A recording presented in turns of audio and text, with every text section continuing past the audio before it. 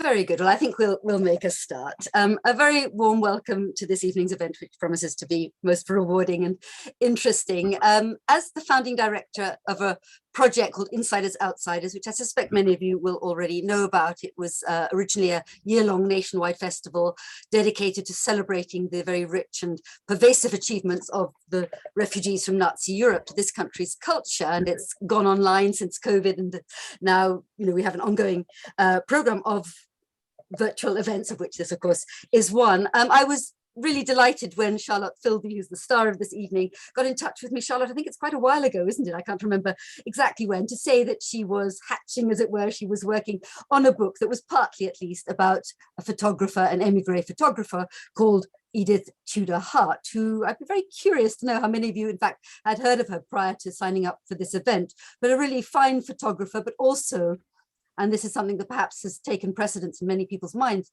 if they do know about her, also an active Soviet recruiting agent. And I suppose, Edith aside, and obviously her story, we'll hear more about it, is fascinating and important to know more about, but that kind of, to us looking back to the 1930s, that almost fatal attraction of so many well-meaning people, not of course just Jews, no, clearly not just emigres, but for communism in that period, as the obvious bulwark against the threat of fascism, is something that is part of that bigger story, and I hope something that we can discuss in more detail, Charlotte, as we go along.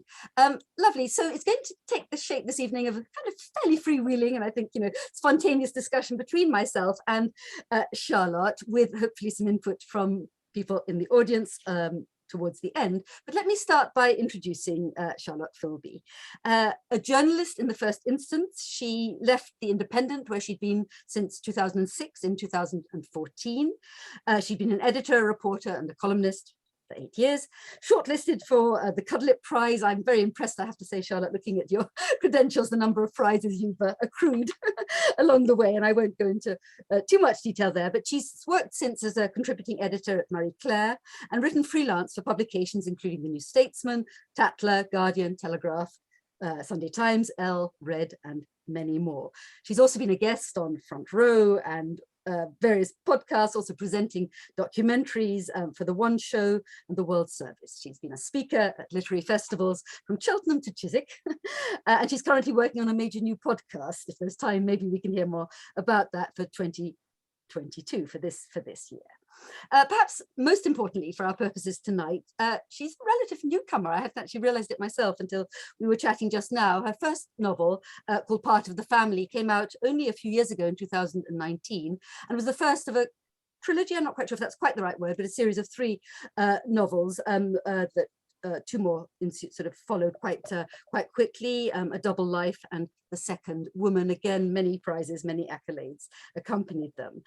And most importantly, most directly relevant today, of course, is the fact that her 4th novel, Edith and Kim, Edith Tudor-Hart, Kim Philby, is due to be published in just a few days. What is it today? I lose track. The 23rd. It's out officially, published by the Broder Press, which is an imprint of HarperCollins, on the 31st of March. So very, very imminent indeed. I suppose, well, I should say by way of conclusion here, something I think that you will already know, Charlotte is also, happens to be, but of course it's absolutely centrally important, she's the granddaughter of Kim Philby. So Charlotte, I don't know whether you'd like to start. I think we agreed that you should start with a reading from the opening pages of your new novel. Would you like to do that? I don't know whether you'd like to perhaps before that, give a resume. I didn't ask you to do that in advance, but would you feel able to give just a very brief resume, given that most people won't yet have read the book, about what the book is, what it's all about? Yes, I think, first of all, thank you so much. It all sounds far more accomplished than it actually is and feels when I hear it all presented back to me by you. Thank you. So Edith and Kim is a fictional reconstruction of a sort of drawing together the lives of my grandfather, the double agent Kim Philby, and Edith Tudor-Hart, the woman who recruited him to the Soviet cause. I think probably the most concise thing I can do is just to read you the tiny little blurb on the back. Regent's Park, 1934. Kim Philby is about to meet his future Soviet handler, the spy Arnold Deutsch. The woman who introduces them is Edith Tudor-Hart, mother, lover, revolutionary, spy, an unremarkable bit player in the story of the Cambridge spies, one of the biggest espionage scandals ever uncovered. She will become known only as the foreign woman, forever in the shadow of the third man. This is her story.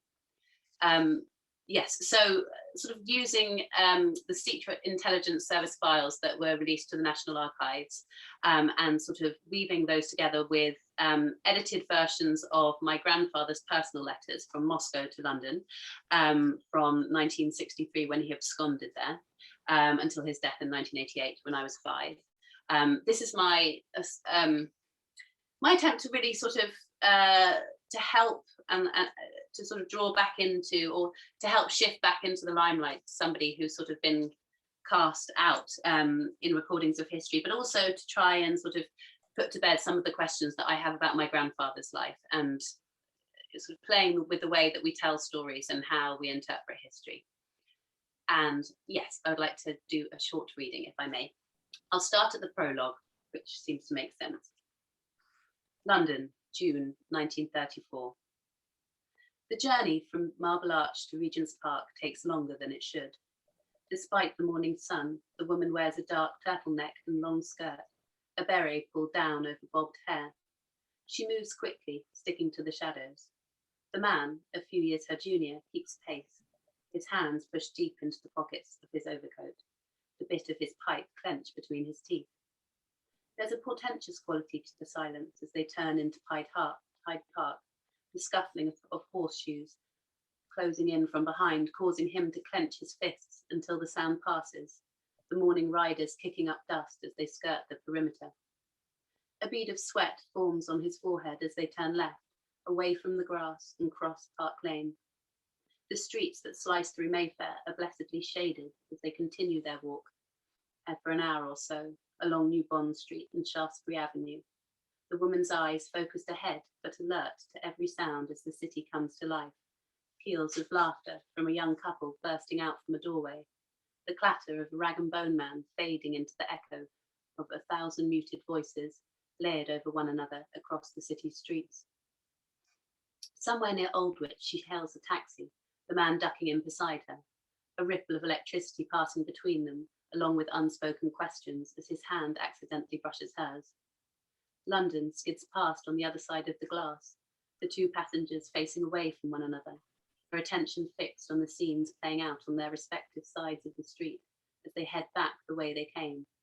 Children skipping behind impatient parents, lovers walking arm in arm, locked in their own private world, faces tipped upwards like buttercups in the morning rays. A doorman outside the Ritz adjusts his cufflinks as they roll back along Piccadilly, stifling a yawn, his eyes flicking up, suddenly aware that he's being watched. The couple inside the motor car sit in silence until, after a while, the woman leans forward and asks the driver to stop. The response to her distinct Austrian lilt is an immediate slowing of wheels. She steps out and the man follows her, their footsteps weaving an invisible web. A while later still, she holds her arm out again, flagging down another passing cab. This time her companion pauses, raising his hand to his pipe, opening his mouth as if to speak. But the words fall away as he steps in behind her, one of them the spider, the other the fly. By the time they reach Maida Vale tube station, more than 2 hours have passed. The sound of their own footsteps follows as they take the stairs to the platform.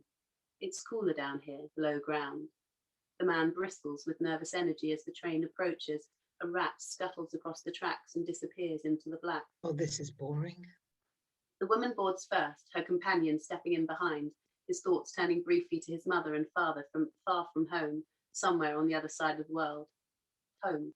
The word comes to her as they stand side by side in the carriage, and she lets it roll a moment in her mind, her thoughts tilting this way and that, unable to find a surface on which to land. I do beg your pardon. The passenger seems to appear from nowhere, catching her eye momentarily as he squeezes past, touching the brim of his hat. Without warning, as the doors start to close, the woman takes her companion's hand and pulls him out of the carriage, leading him across the empty concourse to the opposite platform, where another train hurtles towards them, the sound of brakes escalating into a scream. It's only once they're on the path cutting through Regent's Park, some 4 hours after they set off, that the man finally speaks. He's expecting us? The woman says nothing in reply, only slowing slightly, allowing her charge to move ahead as they catch sight of a figure on the bench. Short, stocky frame, box's ears partly obscured beneath a hat. Alert to their footsteps, the man looks up. Instinctively, the younger man, out of breath from all the walking, takes the pipe from his lips, turning briefly towards his chaperone, but she has already gone. So that's the moment at which Edith Tudor-Hart takes Kim Philby to meet Arnold Deutsch, who will become his Soviet handler. And together, that moment will change the course of history. And of course, what follows has been well documented in many ways, Kim's story and that of his fellow Cambridge spies. But Edith Tudor-Hart, the challenge really was to try and sort of take what I knew of her story and make it come to life, but also sort of with the recognition that we can never really truly know what happened between them after that moment. So it was a great challenge and a joy. And it's had some really lovely, generous quotes from people like William Boyd and Sarah Vaughan and Charles Cumming. So I hope that I've done a job of sorts. More than a job of sorts, I'm sure. I'm right, aren't I, Charlotte, that your earlier books didn't touch on real life characters in the same way, or certainly not in the same direction? No, they were very different. Yeah. Sort of contemporary, sort of quasi-spy novels, whereas much more of a sort of literary endeavour. But presumably your attraction to the spy novel genre was prompted by a knowledge of your grandfather's story, and that's really obvious. Certainly, it was sort of.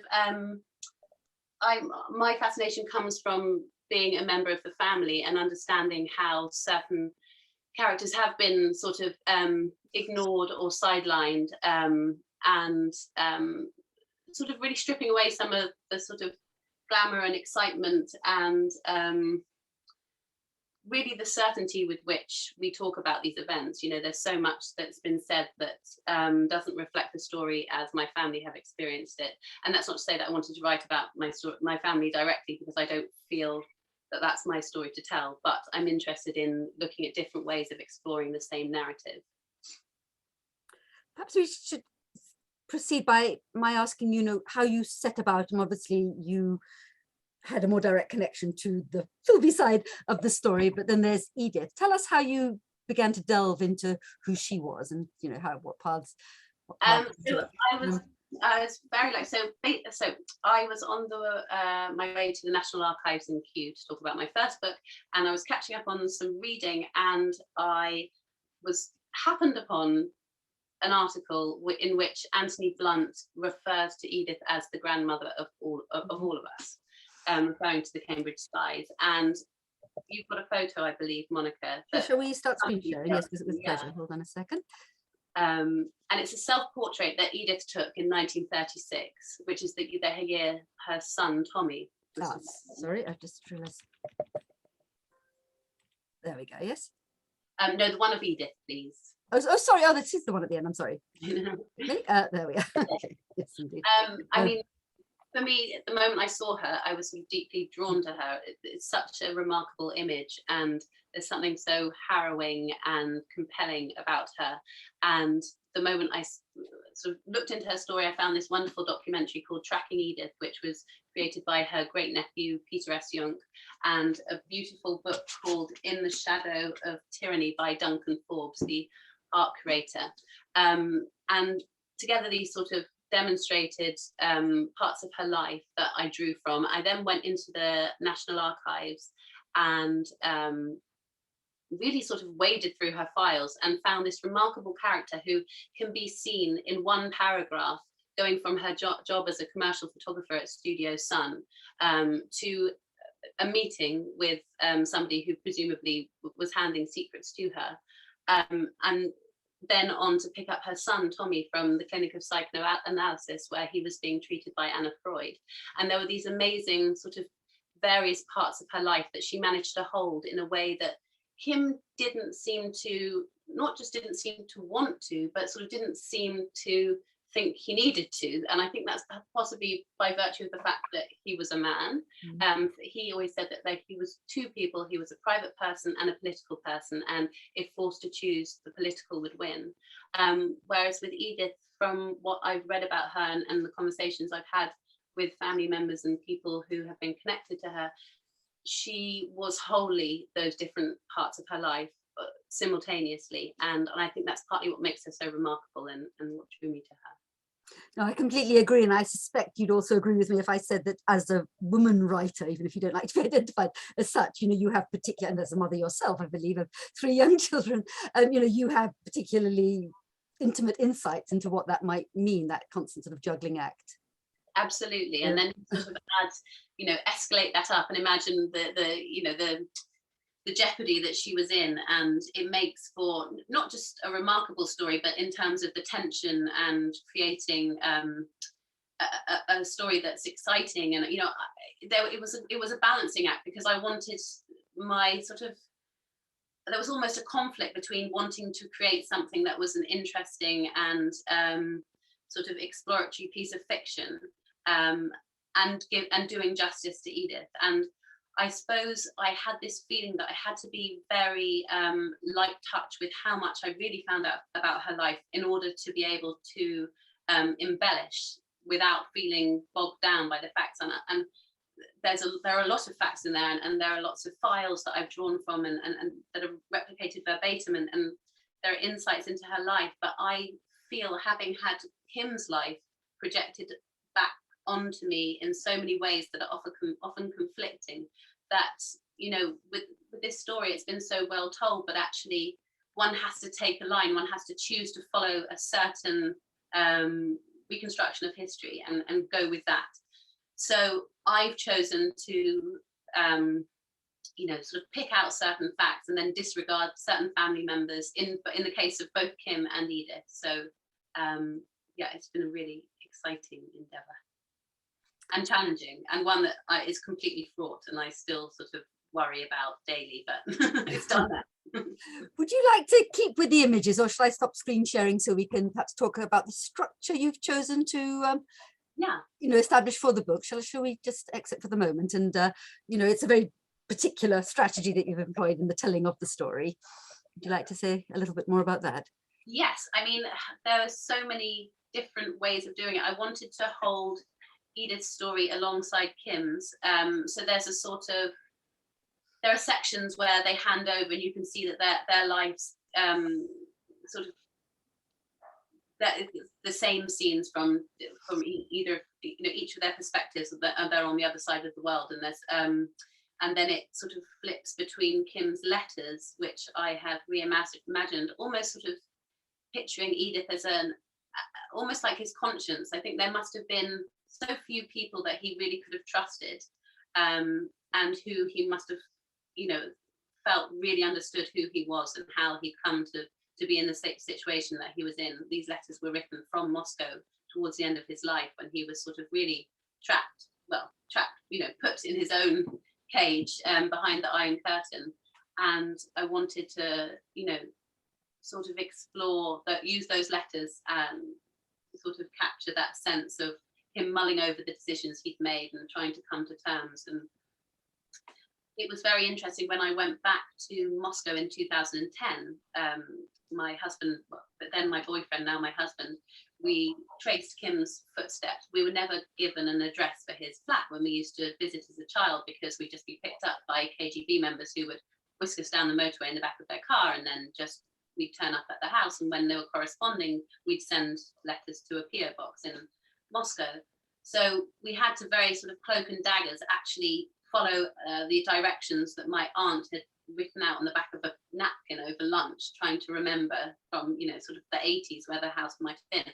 When we got there, Rufa, his wife, who actually died in May, let us in and was so pleased to see us, and we had tea, and the flat was almost like a mausoleum. It was exactly as I remember it, and almost exactly as the pictures from that time show. But in his study, my husband took a picture of me sitting at his desk, where the only thing that really changed was in place of the old typewriter was a Dell laptop. And in the photo, I'm out of focus in the foreground, and then in the background, everything's very sharply in focus. And I was doing a piece of writing about a month ago, and I was zooming in on the titles of the spine because I was interested in seeing what books he had. There was, The Dictatorship of the Proletariat next to Anthony Trollope. But as I was scanning through, I saw something that I'd never noticed before in the top left-hand corner of this bookshelf where he sat and where he'd had journalists come to tea and people came and went, was the photograph, if you wouldn't mind showing it, Monica. Yes, with pleasure. Taken of Kim as a young man. And when Kim first came under suspicion in 1951, there was Edith destroyed all the negatives that could possibly tangibly link her to Kim. And the one that survived was this photograph. And I had no way, when I was writing the book, I really had no way of knowing whether Kim would even have ever seen that photograph. And yet when I zoomed into the photo of me and at his desk in 2010, there was a print of that photo sitting up there. And I suddenly thought, maybe I'm seeing far too much into it, but partly I imagine it could be a bit of a joke, a bit of a jibe, all the time she's sitting there hiding in plain sight because he never spoke of her. But also I wonder whether it was a sort of a figure to remind him of who he was and why he'd done what he'd done, because they met at the very beginning, and as you mentioned earlier, at a time where, against the backdrop of the rise of fascism, one can very easily understand how a young sort of ideologically driven young person, be it somebody who's there in the thick of it, seeing, whose father saw the bodies floating in the Danube, or somebody who's from this very the privileged English background, comes in and decides he wants to help. Either way, you can see how they were charged to make the choices that they did. I suppose what I'm interested in is how they maintained those choices. When we saw the Nazi-Soviet pact, when we saw the purges, these things would have been evident. And the fact that they chose to pursue that choice is interesting to me. And I think in the book, people have said that Edith comes across far more sympathetically. And I do feel that I have a real admiration for her, regardless of her ideology, because she was so determined and she didn't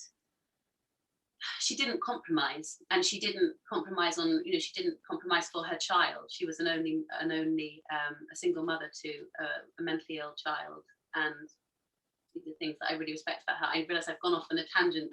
We're supposed to be talking about the structure of the book, but I wanted there to be a sense of time unfolding. This book is about two people's lives. It starts with at the beginning of Edith's life and the beginning of Kim's life, and it ends with both of their deaths. And that obviously is quite an ambitious undertaking in terms of, fitting that scale of work into one volume. So I decided to do it over the course of 12.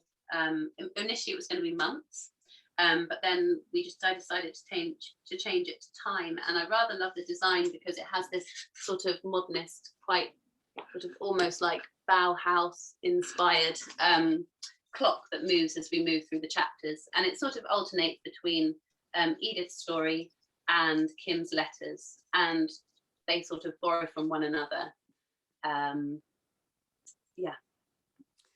There's one kind of moment of denouement almost, I think, towards, not quite at the end of the book, but I think it was on page 326 in my unproofed copy of the novel, where it becomes evident that Kim has been writing these really quite detailed letters to Edith long after she died. And I just wonder, that's obviously you're taking liberties with the facts, I assume. Absolutely. There's no way of knowing that they ever would have met one another after that moment in Regent's Park. Kim went to great lengths to hide any traces of his communist past. One of his first sort of assignments from Arnold Deutsch was to distance himself from Litzy Friedman, who was Edith's friend. So Kim had married Litzy and taken her to London very, sort of within weeks of Edith marrying a British surgeon, Alexander Tudor-Hart, and also moving to London. So at that point, it makes sense that he would have eradicated any trace of contact with Edith as well as Litzy, and he went to Spain the year that self-portrait of Edith was taken. She had her first child, and her husband Alexander left and went to treat the injured in the Civil War, and Kim similarly went to Spain, but he went to report the war from Franco's side for the Times in an effort to hide his true allegiances. Yeah, so I like to think, I've imagined moments in the book where their paths crossed. I find it difficult to believe that they wouldn't have, given that they were both in London and that there was, it was a rather small scene that they were sort of frequenting. And I like to imagine that when Kim saw her, he felt to a degree that she had a freedom, that she was able to live her true life without, without hiding who she really was. But obviously, it'll become obvious if and when you read the book that she was suffering and had to pay in very different ways, but arguably far more at a far greater cost. I'm looking, as you're talking, I'm looking again at this remarkable portrait that Edith took of Kim. I mean, it's almost unwittingly, dare I say it, it's full of ambiguity, isn't it? It's brooding, it's introspective, it's mysterious, enigmatic, almost as though she's prefiguring, what's to come in terms of how the story unfolds. Quite a striking. But he also looks young, and he looks sort of unsure of himself. I think pictures of him as an older man. There's that famous press conference where everyone's, apparently it's been used as a piece of training for how to lie successfully. Well, I don't know if it's because Kim looks so similar to my dad and they have very similar mannerisms, but when I look at that, I just think, my God, the man is lying quite clearly. And there's a sense of sort of self-assured, I think a bit of a smarminess that this young man definitely doesn't possess here. He seems thoughtful. He looks like a baby, too young to be smoking a pipe.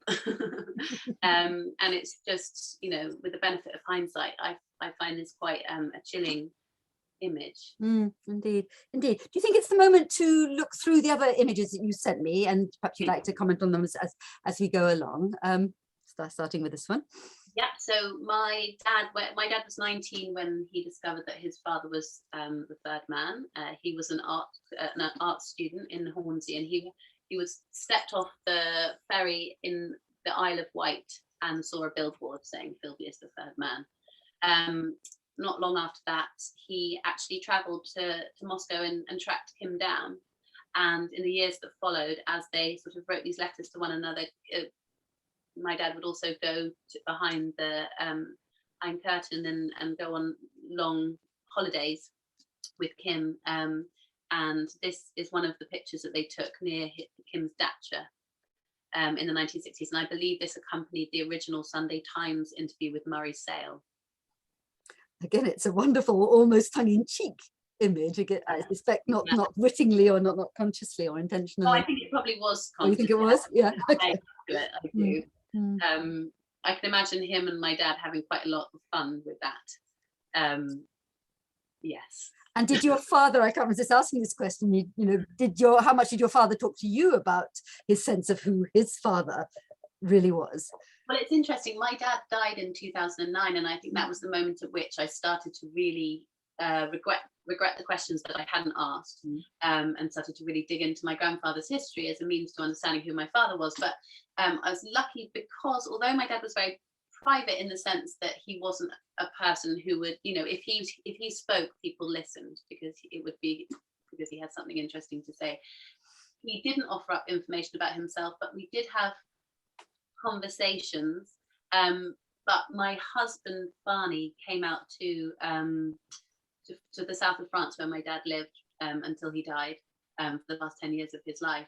And my dad and Barney both have a great interest in photography, so they were discussing that. And it was only during those conversations that my dad told Barney that he had been a war photographer for the Sunday Times in Vietnam. And from there, it led to me sort of saying, oh, I have no idea about that. He said he was let go because of the associations with his name. So after that, Barney asked him, and he said yes, that he was he knew that something was strange, but he never thought that his father was a double agent, which I understand is not a conclusion one would necessarily jump to. Indeed. Yeah, so this is us in Kim's flat in Moscow. That's Kim with the hat, and that's me looking at the camera in the foreground. And I wonder how many, again, I'm curious, how did your father relate to the fact that obviously his father had created this entirely new life, almost beyond reach, in Moscow with a new partner and a whole new He life. was not somebody who judged other people or sort of spoke openly about his feelings, but I think that he enjoyed and savoured the moments when we went over and stayed with Kim.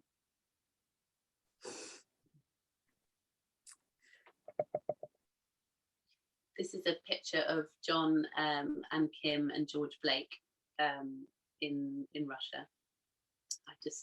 I love the composition of the image. There's not much of, Do you want to just say briefly who George Blake is, perhaps for those like myself who don't or didn't know? Yeah, he was another of the spies who was sort of working around the same time as my grandfather, and they have rather complex history, and whether they I don't want to talk too much about it because I'm not a historian, so I don't want to talk about it in that way. I just thought it was an interesting image in terms of seeing what life was like there in Moscow at that time. Oh, and in Russia, that wasn't in Moscow. That was fair enough. And that was us in Red Square. The year Kim died. Yeah.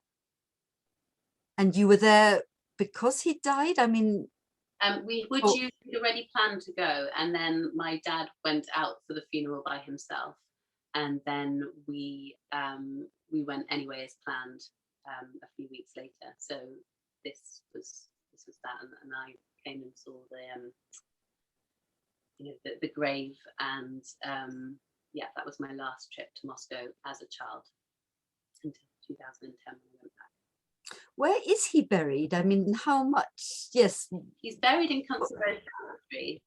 And actually we went back there and we had this slightly farcical situation because we sort of just rocked up at the cemetery imagining that one might just stumble upon the grave.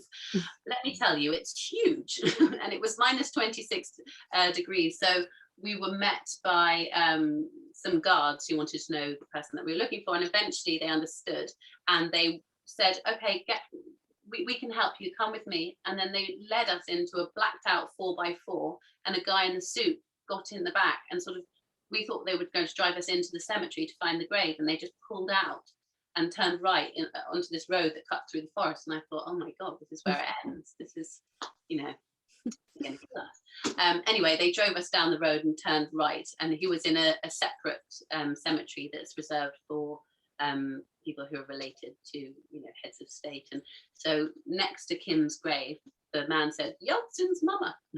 He was buried next to him. And there's this beautiful gravestone, but interestingly there were some fresh flowers that had just been left there, which was again quite sort of touching to see. And this is the same. This is in Kim's flat in Moscow, and that's my dad and me and Rufina, Kim's wife, and Rufa's mum, and Kim. And then I think the next photo is of me and Rufa in 2010 with the same backdrop. You can see that it's hardly changed in that time. And you've been able to keep in touch with her over the years since your grandfather's death? Yeah, and sadly she died last May, so I certainly won't be going back to Russia. So it was a nice moment to sort of end that chapter. Indeed. And before we stop screen sharing, I just like to share with everybody this image with Charlotte's blessing. I don't know how many of you, I've noticed some people in the audience who definitely know quite a lot about Edith, and I'd love to think that you might participate in the discussion that will start rolling very shortly. But just to give you a flavour of Edith's work, this is probably one of her best known images taken, as you can see, in East London in 1935, and I think it sums up the profound humanism and social conscience of her work in a very vivid sort of way. So maybe now we can indeed turn, let me stop sharing and yeah, focus in on this, you know, not contemporary politics. We'll leave that aside. I think, you know, we don't need to talk about that, although it's clearly in everybody's minds, no doubt, as we're talking today. But do you feel you've come to some sort of understanding of the choices that your grandfather made, politically speaking? Yes, but you know, I don't. But that's not to say that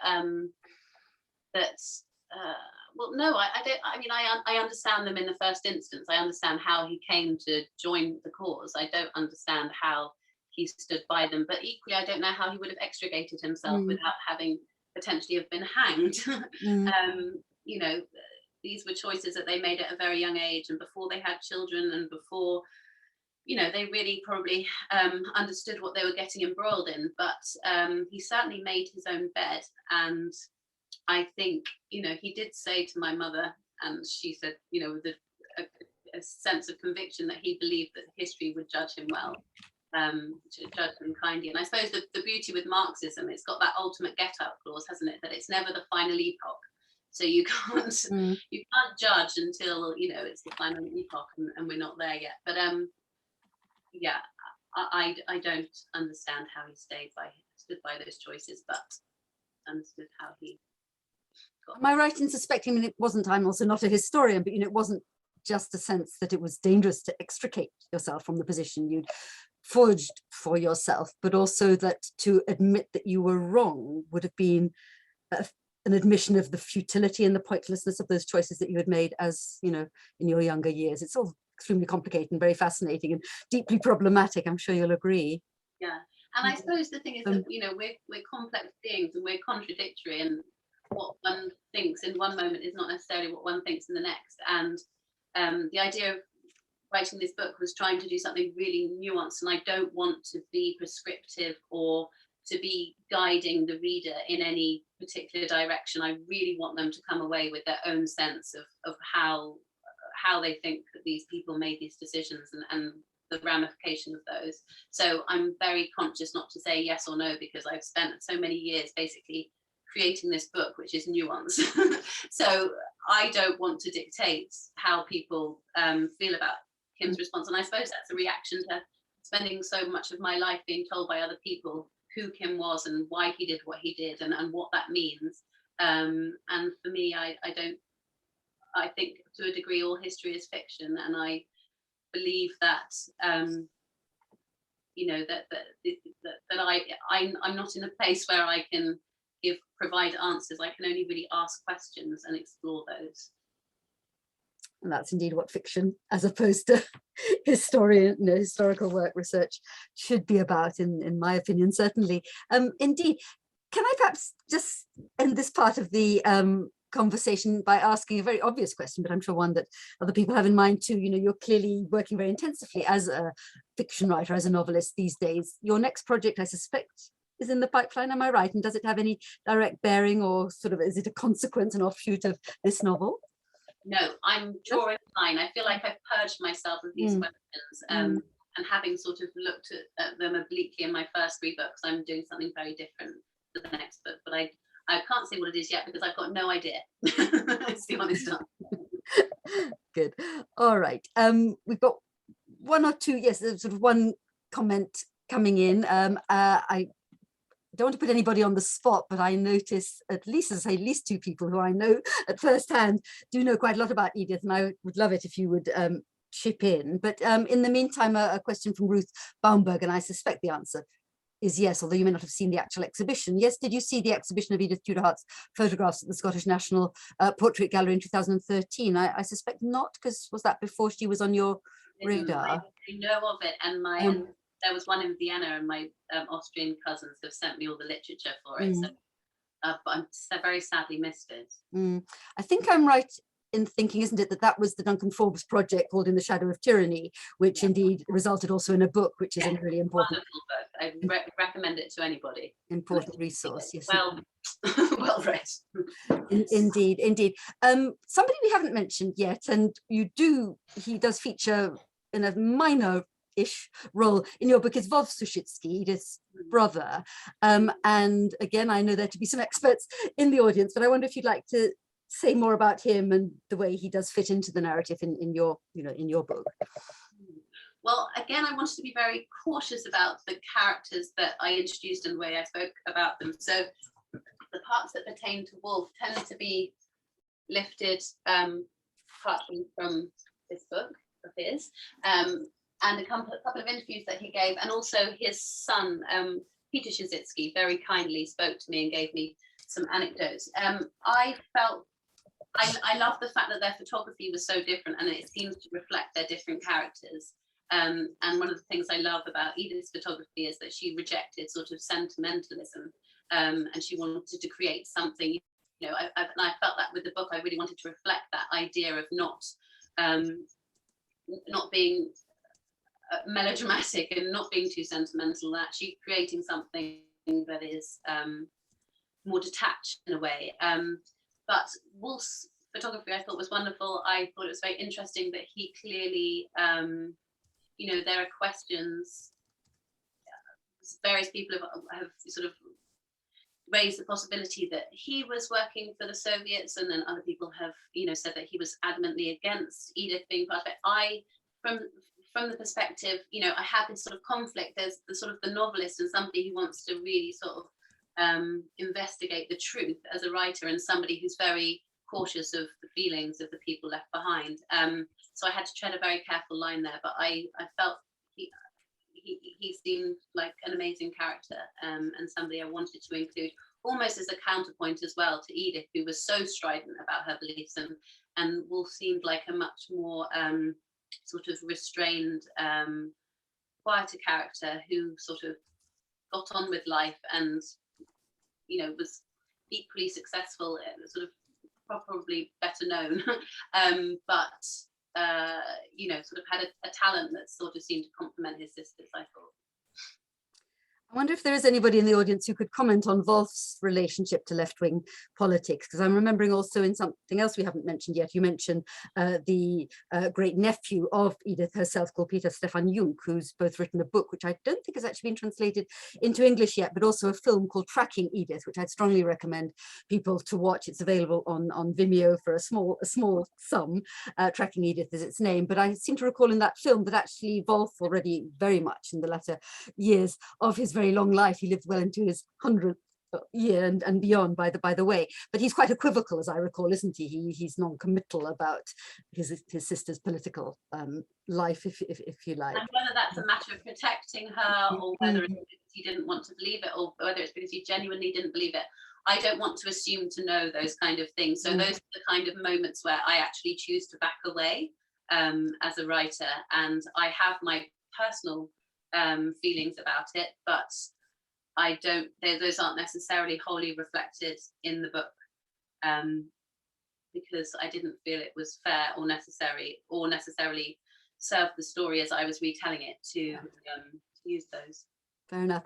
Ruth Baumberg, again, interesting. Yes, there's also a sideline of a book, as she puts it, by Paul Broder, who you do mention his father, isn't it? Yes, about his parents and the atom bomb. They were part of the same circle, and Paul's father had an affair with Edith, which does indeed feature in your book. Paul was a friend of my husband and a scientist. How very interesting. Ruth, I don't know whether you'd like to unmute and say a little bit more. Well, I knew Paul Broder from the 1960s, when he was in he was a friend of my husband's, and they were scientists together, and then he went to Edinburgh, and then Paul got a chair at Manchester. But he wrote this book about his stepfather was Alan May, who was imprisoned after the war as a thing. And he had a happy childhood. He got on very well with Alan May and his mother. And he had a perfectly standard scientific life in this country, you know. But I bought the book because I did know Paul, and we went and stayed with them in Edinburgh once. They lived in the new town at one point in the most fantastic flat. His first wife was an American scene designer, and it was fantastic. So I always took an interest, and my husband used to see him occasionally at scientific meetings and things, and that's where I got the interest in it. And yes, I mean, the whole circle was, you know, they all came from Vienna, and my parents came from Vienna too, but they were certainly neither scientists nor communists. My father worked for a bank, and then he worked for a merchant bank in the city. So, but I always had an interest in the whole circle there. Thank you, Ruth. A question from, or yes, a comment from David Coppin. I'm interested in the atomic bomb side of the espionage saga that Edith Tudor-Hart may have been involved in. As Charlotte knows, I've made a link between the studio Sun and the firm Sun Engraving of Watford, who are doing ultra top, this is so interesting, isn't it? Ultra top secret work on the TAP project, Tube Alloys. Now, Charlotte, I don't know whether you want to comment on that, or whether indeed David would like to say a few words. I think it's David's job to talk about that. David, would you like to chip in? David, you're on mute. You have to unmute yourself. Yes, do so. Is that unmuted now? Yes, it is. Okay, fine. Yeah, I've just got a family connection here to this Studio Sun firm where she was under surveillance by MI5. My adopted father's cousin, a guy called William Pilkington, came to own Studio Sun. But what I discovered, and it could be an amazing coincidence, that this Sun engraving firm of Watford was making these metal membranes which were used in the separation of the uranium components to make the fissile part. So this was absolutely, you know, top secret in wartime Britain. And here we have Edith at Studio Sun and the sister firm Sun Engraving working on the atomic bomb. Well, that's it in essence. I'll shut up. Oh, well, okay, no, sorry. Only found you to make you visible rather late in the day. How very interesting. I mean, quite clearly, you know, fiction aside and Charlotte's wonderful book aside, you know, there is so much more to find out, is there not, David? I'm sure you'll agree. David's amazing. He has been sending me things on and off for years, and it was actually I feel a great debt to him. Well, I'm a real believer in serendipity, and I was going to the National Archives and I saw this picture of Edith Tudor-Hart. I'd sent a message to my agent saying, I found the way that I want to write about. It's just Kim's story. Kim's not interesting. This is the woman we need to write about. And then I got to the event and I'd seen that there was a documentary that was highly acclaimed, Tracking Edith, about Edith's life. I was mentioned her fleetingly in this talk that I gave at the National Archives, and a man came up at the end and said, hello, my name's David, and guess what? I've got a copy of Tracking Edith in my bag, and you should watch it. So I did, and then after that it all came together. So you know, I owe David a great debt, and he knows a lot. Yeah. And I went to the same school as your father, John. You know, he went there before my time, so it's a double link I've got. Yeah. Thank you very much, David. Let me just there we are. Remove you from the scene for the moment. Yes. A comment again linking in with all this from Amanda Hopkinson, whose mother Gertie Deutsch was another wonderful émigré photographer, just for the record.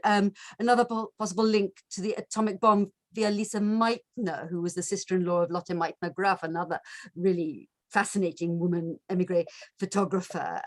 Amanda, I don't know whether you'd like to contribute at this point, to say something more. Do unmute yourself if you'd like to. And you have actually an interesting question which you might like to ask live, as it were. Amanda? Yes, no? Yes, so a question also from Amanda. Yes, is there any sense in which Edith, however strong a character, was also a victim? Maybe that's something, Charlotte, you'd like to comment on. Oh, sorry. Oh, sorry, Amanda, go on. Clicking, it wouldn't unmute. Sorry, Charlotte. I think there might actually almost be a link. Yeah, the first part was about whether you happened to know anything about the Meitner connection, because Edith was slightly younger than Lotte Meitner-Graf, but Lotte Meitner-Graf, her husband, Walter Meitner, was a scientist, and his sister was, in a way, a much more famous one, not a chemist like her brother, but actually worked on the bomb in Berlin. That was an Austrian family before the war, and had terrible difficulty in getting out and getting to Sweden. And she should have got the Nobel Prize for it. In the end, her male assistant was the one who got the prize, Hoff, and she was excluded from it. And it made me sort of think for a moment about Edith as well as a victim. And I think in her case, sometimes it seems as though she was incredibly unlucky with the men in her life, all the way through from Arnold Deutsch, who trampled all over her, all the way through to Ian Winnicott, who behaved absolutely. Broder, and often married someone else. It feels her choice of men is so at odds with her character more generally. She seems so strong and self-assured, and to have, you know, these really amazing ingrained belief systems. And, you know, she believed in sexual enlightenment. She was so progressive. Wilhelm Reich, she was trained under Maria Montessori. She was so enlightened in many ways, but she made these dreadful choices when it came to men. And she sort of seemed to fall in love with people who were sort of destined never to love her back.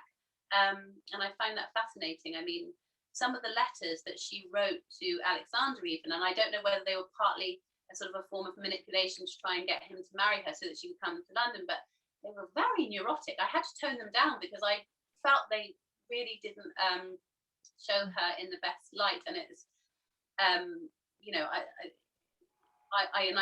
think they were sort of partly probably a device, so I wanted to use them sparingly. But it was interesting to see how she was just sort of pleading and sort of really sort of devalued herself in a way that I found surprising, given everything else that she was and believed in. Do you think that was partly because she didn't choose them to be like the best man in her life that she could have, but because she shared political or educational or whatever it was views with them, and she came to them another way, either through politics or through care for Tommy, her autistic son? Yeah, and there was a mismatch then. Yeah. Perhaps she came from a position of you know, of no authority. Yeah, she was. Yes, it could be that. And also, I think pretty generally, I mean, it's a gross generalization, but I think there were a lot of left-wing or communist leaders around at that time who also took the women in their lives completely for granted and did not treat them well. It applied even to, you know, another photographer like Gerda Tara in the Spanish Civil War and so on. Yeah, it's a familiar story. Alas. Oh, big, long comment coming in. A question from David in Israel, I suspect. At what point, just changing tack slightly, at what point and how did you become aware of Kim's story, Charlotte? It's interesting. I mean, because we used to visit him from, you know, I was 3 weeks old when we first went. He was someone that was always part of my life. He was my grandfather. I had one set of grandparents in Somerset and one in Moscow. And it was only as I became older, I think actually there was a moment of cognition that something very dark and sort of unusual was happening after he died. And we were hounded by paparazzo. And there's a photo that actually David Coppin again alerted me to that was for sale online, which was a shot of, it's in black and white, and it's my dad getting into his car in North London, and I'm with a sort of battered leather suitcase, and I'm there in pigtails looking at the camera, and I had a sort of almost like, you know, experience of being back there in that moment and feeling so scared. You know, we were being chased, and my grandfather had died, and I think, you know, there was a lot of things that people were trying to keep from me. But in the way that one doesn't assume that a 5-year-old will know what's happening anyway. So everything was just sort of not really made clear, but I could feel something was wrong. And then when I was a teenager, I wanted to be a newspaper reporter, and I started doing work experience. And that was the point at which, you know, working with journalists, they're very forthcoming in their views. And, I started to piece it together. But it was never a secret, but it was also never something that we sat down and discussed in a way of, this is who your grandfather was. It was just something that I picked up piecemeal. And I think that's partly why perhaps I have this really confused view of who he is, and I understand him as so many different people. And part of my fascination with his story and writing this book has been about trying to reconcile these different masks, these different versions of a man who was my grandfather, but was also someone else.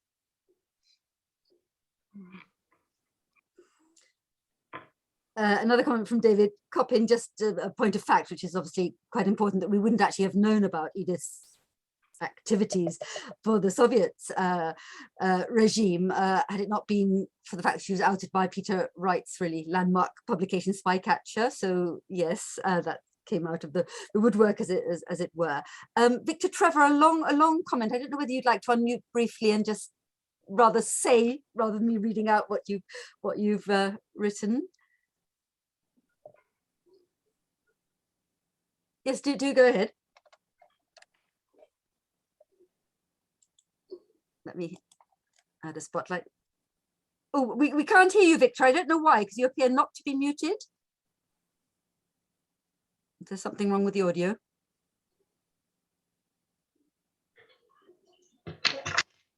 I think that's better. Try again. Victor, no, I'm sorry. As I say, I see no sign that you are muted, but we can't hear you, I'm afraid. Anyway, perhaps if I can, still not, I don't know what's wrong, must be at your end.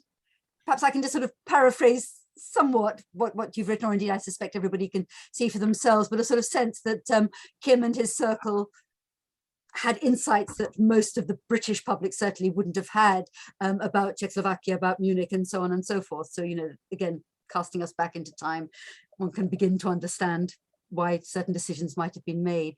Yes, indeed. I'm aware that it's now nearly 7 o'clock, and Charlotte, I don't know if you'd like to just sort of conclude the proceedings for tonight by reading perhaps another tantalizing passage from your book to whet people's appetite to to purchase it. I'll read from the first chapter, which begins in Vienna. So the fact of who I was. One of Edith Szczycki's most formative memories is her father's first arrest, though she wasn't there. It isn't possible, some would say, to recall an event one hasn't witnessed. But Edith Szczycki lived with that day on a loop, either regaled to her as a medal of defiance over family lunches, or whispered into her ear at night as she fell asleep as a warning. Never let them break you. They will never let you be free. When you grow up with a story the way she has grown up with this one, speak up. Your own. Okay, well, yes, Charlotte, you're a little bit faint. Okay. The story of that day in 1920, not long after her 12th birthday at the bookshop at Faverinstrasse 57, refracts in Edith's memory, parts of it growing more or less vivid with every retelling. On Sundays, she focuses on the smell of diesel and yeast carried on the air from the bakers along the street as the shop door creaks open, her father looking up from the counter, her eyes instantly hardening. On others, she pictures the officer's shadow obliterating the doorway, hones in on the shine of his boot as he makes his way unhurriedly through the store, his fingers running over the spines. Both Edith and her brother Wolf, now 8 years old, have already headed to school. The fog had risen thick that morning, blanketing the city's streets, obscuring Wilhelm Szczycki's view as he made his way past the brickworks and the row of shops that led to Broder, the first socialist bookshop in Vienna's 10th district of over 120,000 people. These were the exact words he had used to his wife, Adele, the day he and his brother, Philip, had first pulled back the doors in the autumn of 1901. Already those days felt like another lifetime. Post-war, the world had changed. Life had changed, though not as much as it would, not least for a business which extolled the virtues of enlightenment in one of the city's largest working-class districts, first simply as a bookshop, and then, for the past 8 years, also as a publisher. Wilhelm paused that morning, as he did every morning before opening up, to take in the shop and its evidence of a life's work. The original sign now hanging alongside a second sign advertising Ansengruber Verlag Publishers. From the moment the men had first opened the doors to Broder almost 2 decades earlier, long before either of them could have envisaged what fate had in store, it was more than a business. This was a manifesto for the world the Szczycki brothers had wanted for the children they were yet to have. A middle-class family choosing to live amidst the poverty and the oppression of the working classes, dirt steeped into a growing sense of despair. The Szczycki brothers and their books were consciously paraded as a bastion of hope. It was this hope, Wilhelm would tell his daughter soberly, as he stroked her hair at night, that the officials were trying to shut down when they came and seized the tomes and the leaflets, novels and texts, from workers' poetry to tracts on the women's movement, pedagogical reform, and sexual emancipation. That first time, the officers storming through their shop, trampling not just the carpet, but the very fabric of their lives, was the ultimate act of aggression. And yet, Wilhelm would recall, repeating the events of that day as one might a lullaby, seeing those men there in their perfectly pressed clothes, their well-fed bellies moving self-righteously through the world he and his brother had created. He hadn't cowered. Rather, Edith's father had felt himself stand taller. A self-proclaimed pacifist, he hadn't lashed out. He had refused to fight in a way against which they could have immediately retaliated. But he never stopped fighting in the years that followed. As the harassment escalated along with the confiscation of books, the court trials worsening as Austria's democratic government fell, Wilhelm Szczycki fought quietly. He fought with his mind, he would tell Edith proudly, and he never stopped fighting, right up until the moment he held a gun to his own head. Thank you, Charlotte. I do urge you to find out more, to read the book yourselves, of course, of course. Another David Coffin. Okay, just before we stop, a link to a photo of Charlotte as a child. Right, okay, if anybody wants to click on that and look at it afterwards. Perhaps I can just round things off by saying two things. One is that Edith Tudor-Hart formed an important part of a wonderful group exhibition project held at Four Corners Gallery in East London in Bethnal Green.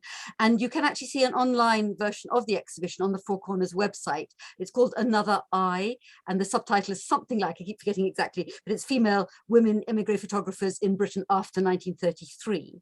She is part of a remarkable generation. I've mentioned Arnold Deutsch, others besides, and indeed there was an online conference that we held on that topic, and the proceedings of that are going to be, in part at least, turned into a special issue of the History of Photography journal. So I'm not quite sure exactly when that's going to come out, probably early next year. It's proving quite a complicated project, but do look out for that if you're interested in finding out more.